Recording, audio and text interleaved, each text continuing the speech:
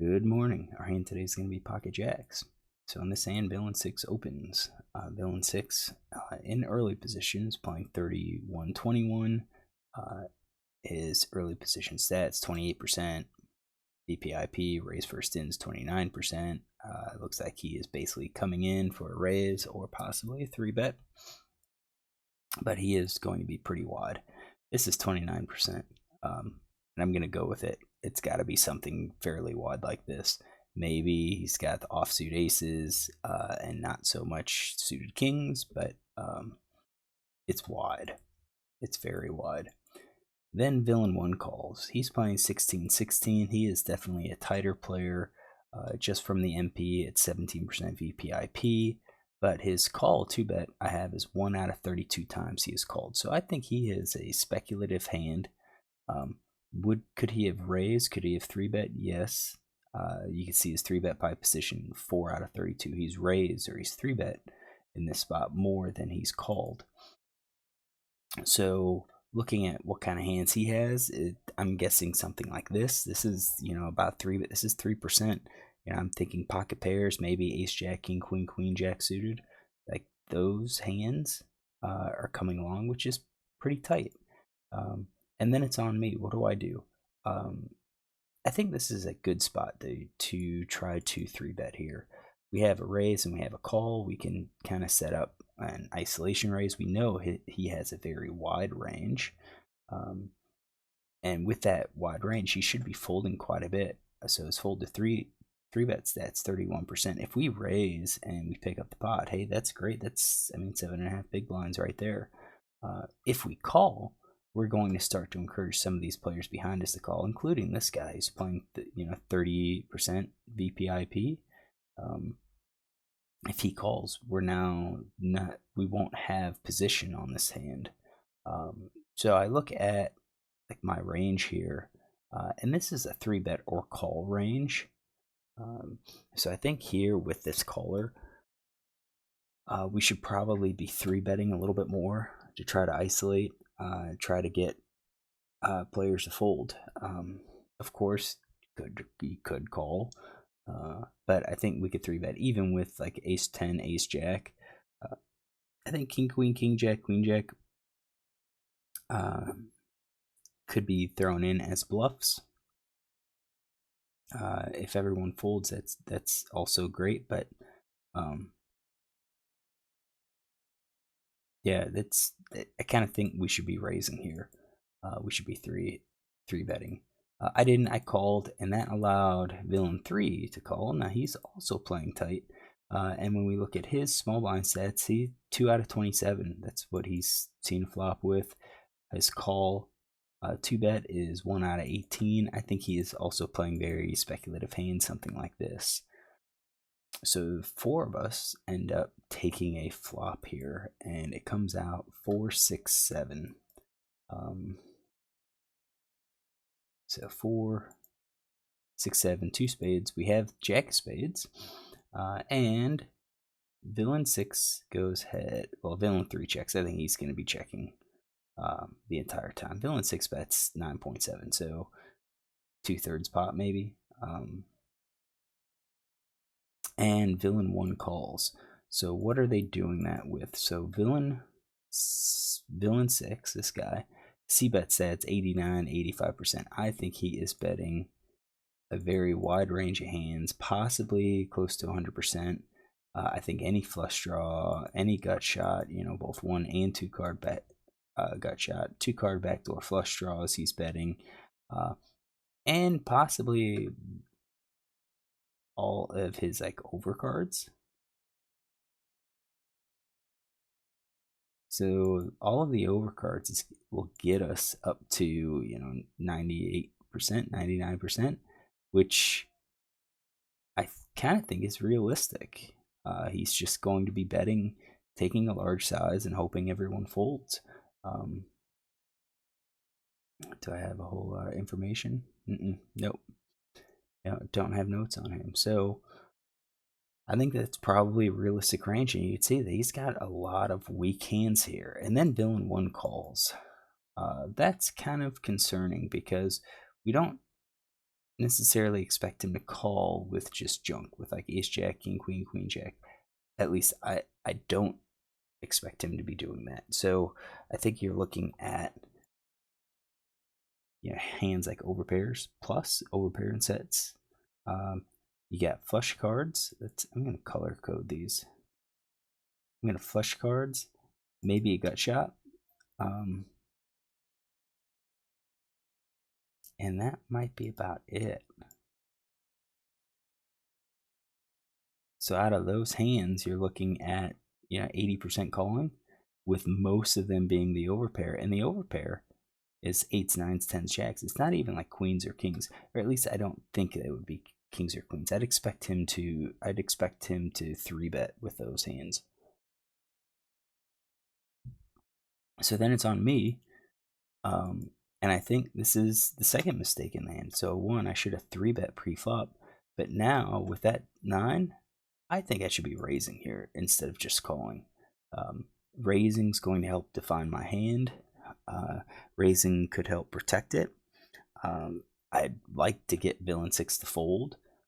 If he has an overpair, if I bet and he comes over the top, I could conceivably fold. I mean, that's letting me know that I could be behind to aces or kings or queens.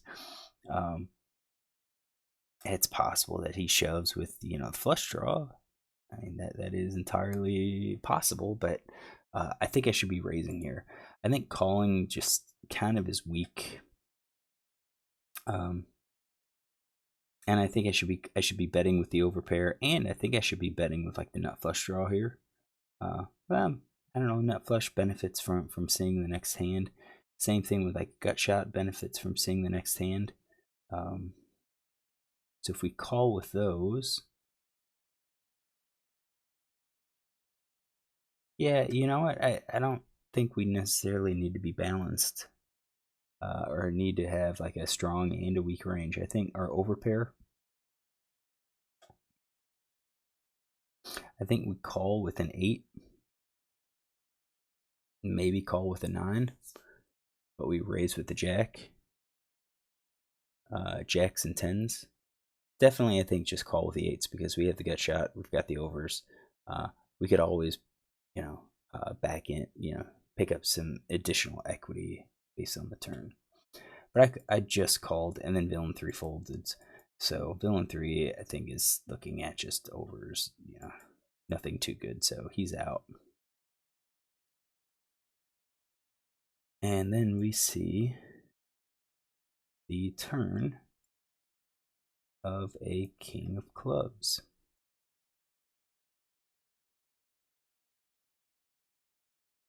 So villain leads out with half pot bet. So he bet 2/3, and now he only bets half pot. To me, that suggests that he might be scared of that king. Because if he had a king, I feel like he's going to go larger to try to encourage all-ins. He wants it, and he's doing that to try to probably to discourage the club and the spade draws. He could be on a draw himself, and now he's scaling back because he didn't hit it yet. So based on his c-bet stats, he c-bets very frequently on the flop, and then he kind of pulls it back. So I kind of think his turn is a bit more honest. So I think at this point we're looking at probably top pair plus, along with maybe the draws. So we're looking at 48% right now. Could he have one of these like under pairs? You know, pocket pair less than the top card. Yeah, it's possible that he has like queens. But I kind of feel like once that king comes, you've got 2 players. He's ahead. I mean, if he's still ahead, if no one has a king, he's still ahead with those queens. So he could easily just kind of check call if he wanted to. But, you know, you could see that he's really dumping a lot of these other hands. A lot of these weaker hands. Now, villain 1 ends up folding. So once villain 1 folds, I'm guessing that he was probably on one of these like flush draws, maybe. Maybe even he had, one of those like pocket 8s, pocket 9s. And maybe I'm wrong. Maybe his range is off, so he's not anywhere close to being this strong. So then it's on us, and what do we see? Well, I think the hands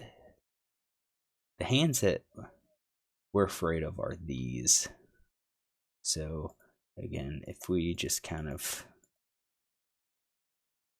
base it on, split it up, we've got like 50-50 value, 50 draws.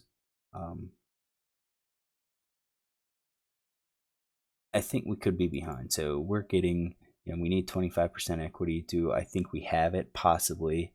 And I think this is kind of where some of our calls are putting us in a harder situation. Because if we raised and called and then all of a sudden he leads out like this, I think we could easily find a fold. Yeah, he could be bluffing and trying to represent that he has the king, but at the smaller stakes, you don't necessarily see those players do that sort of thing. I think when they lead, they're hoping to get more value. They're afraid that you're going to check and take a free card, so they're betting to try to charge you for that flush draw or for that straight draw. So once he bets, you hate folding a king or hate folding a jack, but I kind of feel like that's what we're going to be doing. So I think calling with jacks, calling with 8s. I think we're calling with 8s because we also have the gut shots. We could be ahead. We also have the gut shot. I don't think it's time to raise. We could. Definitely. Now could be the time that, well, okay, so since we just called flop, called pre-flop, called flop, this could be a time now to raise that really, this could be another time to raise. We've got mid pair. We don't really want to see next card. If he calls, then we're probably behind. We raise to 60. So he has to call 40 more, and then he'll have 60 left. We could just raise him all in. So 60 plus 40, I mean, basically raise him pot. He would call with his draws, possibly. I think in this situation, though, I think I'm just strongly leaning towards kings. So I think we could, just go ahead and fold the hand and be done with it. So I just called, and then rivers the king of spades. So the flush got there, and the king, went to trips, and now he bets half pot again. So 3 times now that he's bet, he has a hand, at least kings. Probably he has the spades. So I kind of leaning towards that proper fold on the turn. So I think either raise or fold. I didn't do that. I called. I think this should be a fold now. I didn't. I called. So we get to see a showdown. That's kind of why we're working through the hand. So at this point, what do I think villain's doing this with? I'm not even sure he's going to be doing it with 3 of a kind. I kind of think it's at this point a flush. Not even. I don't even know if it's an overpair. Maybe he's going to be aggressive. We're at 28% right there with flush or better. If we add the straight, I guess possibly have the straight. But if we add 3 of a kind and the overpair, which is also kind of what I was somewhat thinking, it jumps up to 64%. So no matter what, I mean, if he's got a tighter range or a little bit looser range, all of these hands still beat us 64%. We beat all of the middle pair and below. Do I think he's betting those? No, not necessarily. If his turn barrel stat was higher, if his turn barrel stat was, let's say, 70%, yeah, I would probably start including some of those, and especially if his rivers is still up at that high. we would start to include those low ones. But if we went from like 90% down to 40%, 50%, he dumped a lot of hands. So what did he show? He showed ace queen. He showed ace queen of clubs.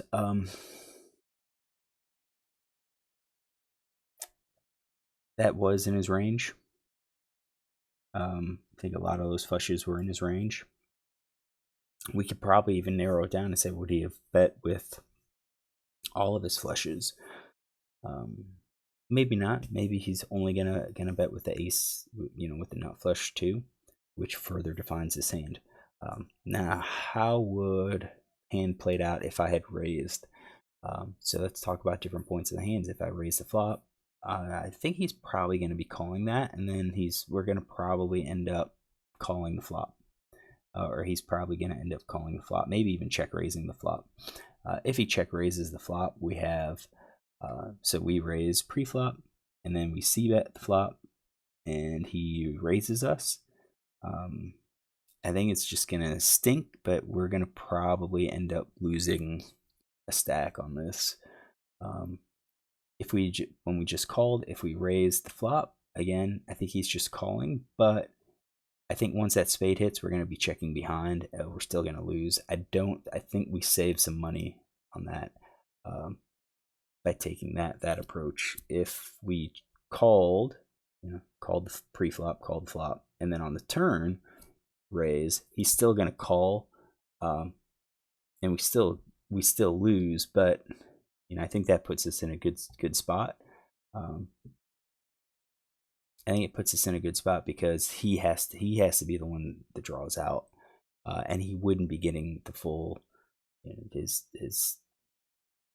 4-1, because we would be raising, as we said when we went back to the turn. Raising here basically would put him all in, so he'd have to call about 100 more, and he's not getting those odds. All right, so hopefully you enjoy this hand. If you do, look tomorrow for another hand.